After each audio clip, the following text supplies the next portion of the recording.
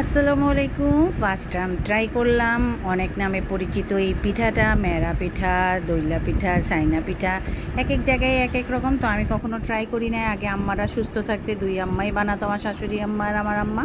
তা আমি অল্প করে আজকে একটু ট্রাই করলাম। একদিকে পানি গরম দিয়ে দিলাম ফুটানোর জন্য, তারপরে এগুলো ভাবে দিলাম গুড় দিয়ে, চালের গুঁড়া দিয়ে। তো সবাই তো জানেন, আসলে আমি তো ফার্স্ট টাইম, বানানো হয় না, তেমন একটা খাওয়াও হয় না, যেই কারণে করাও কম হয়।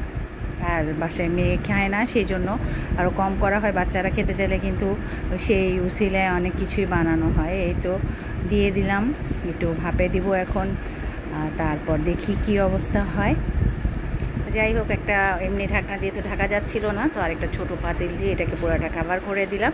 আর আমি গুড়েরটা বেশি পছন্দ করি না, সেই জন্য আমি আমার জন্য একটু নারিকেল দিয়ে সাদা সাদা মাখাবো। এই তো এগুলো হয়ে গিয়েছে, এগুলো নামিয়ে ফেললাম। আর আরেকদিকে এই সাদাটা রেডি করে ফেলেছিলাম, ওগুলো গুড়েরটা হতে হতে ভাপ হতে হতে আর এই এখন সাদাটা বসিয়ে দিলাম। যাই হোক, হয়ে গেল আমার মেরা পিঠা, হয়ে গেছে এগুলো। এখন রিভিউ নেওয়ার পালা, দেখি একটা খায় বলো তো কেমন হয়েছে। এগুলো আল্লাহ, খাও না আগে, নাম বলতে হবে না খাওয়ার আগে। ওইটা মাত্র নামাসি, এই লালটা থেকে খাও। তুমি দেখছো, দেখে বুঝতেছো নাকি?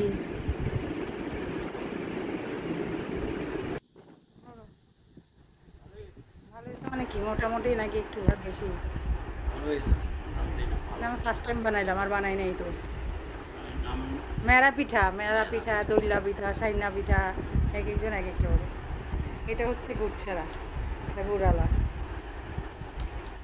সবাই আর কার কার পছন্দ এই পিঠা অবশ্যই কমেন্ট করে জানাবেন। আর আলহামদুলিল্লাহ ভালো হয়েছে, সেটার জন্য আমি খুবই হ্যাপি।